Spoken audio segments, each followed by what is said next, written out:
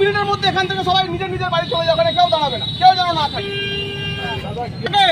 আইসি সাহেব আপনাকে আমি বললাম অ্যারেস্ট করে রাখবেন যেন আগামী 5 বছর বেরোতে না। সেইগুলোকে আপনি ইয়ে করুন। সেইভাবে আপনি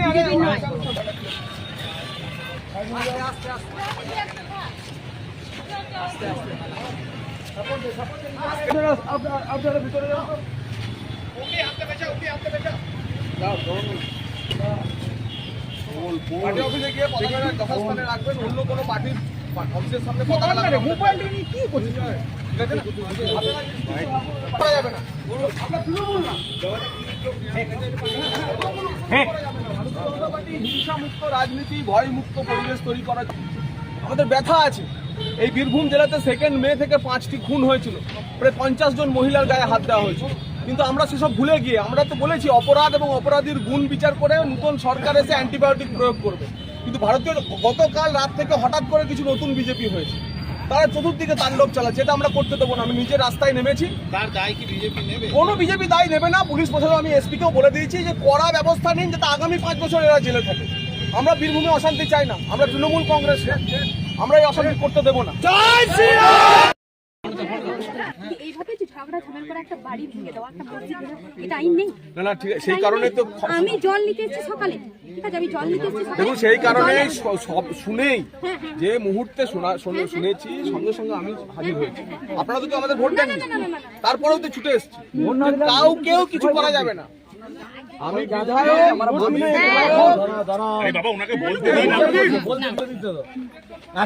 একটা জিনিস মন থেকে বার করে দিতে হবে যে তৃণমূল কংগ্রেসের ক্ষমতায় নেই, এটা মাথা থেকে বের করে দিতে হবে।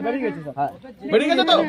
এবার বিজেপির শাসনে আমরা কাউকে তোষণও করবো না। আমাদের মডেল হচ্ছে সবকা সাথ সবকা বিকাশ, কেউ বঞ্চিত হবে না। সেই জন্য আমি ছুটে এসেছি। আমি বিজেপির বিধায়ক, প্রথম ছুটে এসেছি আপনাদের কাছে।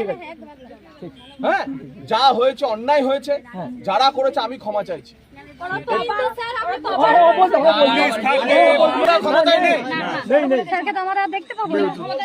সবাই মিলে বলুন তৃণমূল কংগ্রেস বাই বাই। বলুন তৃণমূল কংগ্রেস, বলুন জোরে তৃণমূল কংগ্রেস, তৃণমূল কংগ্রেস। কথাটা শুনতে হবে, কথাটা শুনতে হবে। তৃণমূল যে আর নেই সেটা মাথা থেকে বের করে দিন। এবার শুনুন, বিজেপির বিধায়ক দাঁড়িয়ে আছে, আমি ছুটে এসেছি আপনাদের কাছে। আর কিচ্ছু হবে না। কেউ চাইনি, কেউ হয়নি এরকম ঘটনা ঘটে।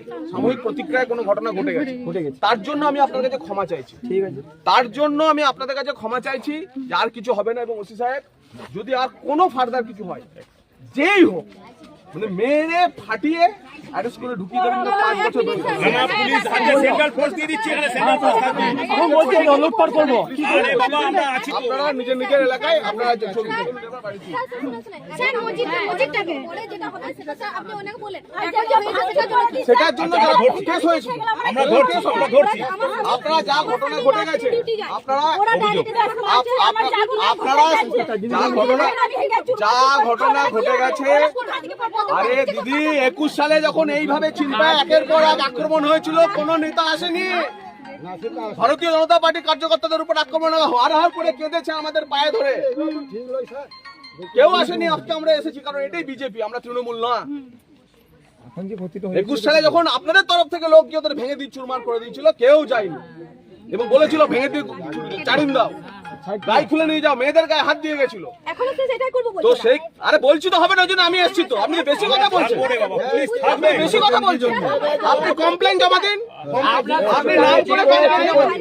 বিজেপির লোকদের বেছে বেছে গেট কাটতে নেওয়া হয়েছিল, চাকরি করতে দেয়নি।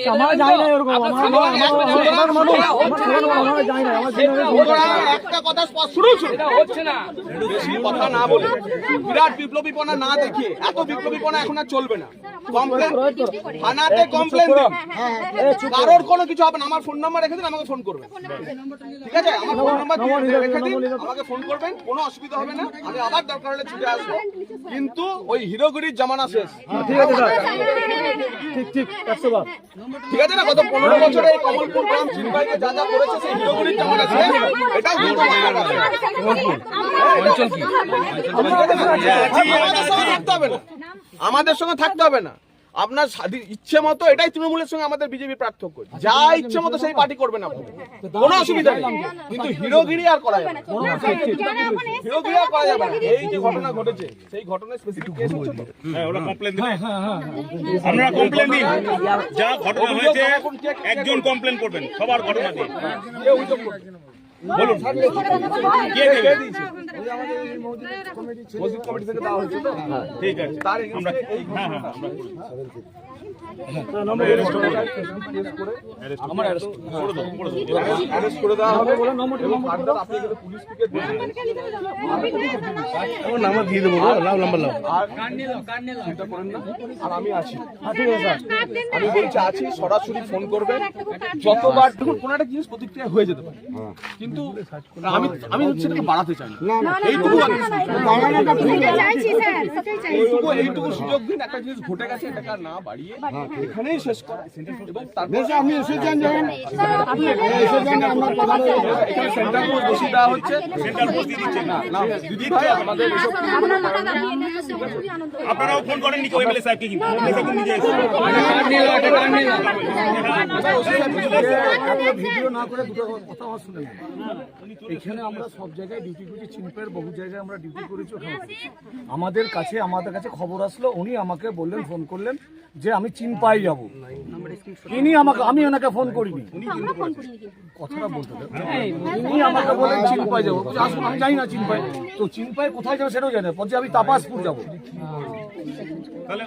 তাহলে উনি, ওনার কাছে খবর আছে উনি তাপাসপুর যাবে কি করতে, আমাকে কিছু বলে না, কিন্তু আমার কাছে যেটুকু খবর আছে এখানে ঝামেলা হয়েছে, উনি যে এখানে এসেই দাঁড়াবে আপনাদের সঙ্গে কথা বলবে সেটা আমার জানা আছে, সেটা উনি আপনার সামনে বললেন, এইটুকুনি কথা দিলাম, স্পেসিফিক কেস হবে, অ্যারেস্ট হবে, এইটুকু আমি জোরে গলায় আপনারাও শান্তি বজায় রাখবেন।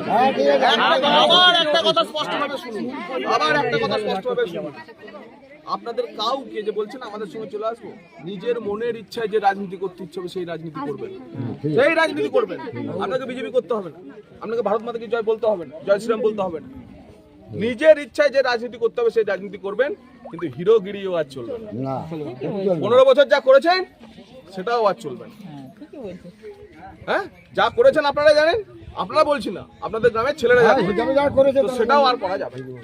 স্পষ্ট নির্দেশ, সিনা ঠুকে তৃণমূল করুন, সিনা ঠুকে তৃণমূল করুন। সকলকে নমস্কার, যান আমরা আছি।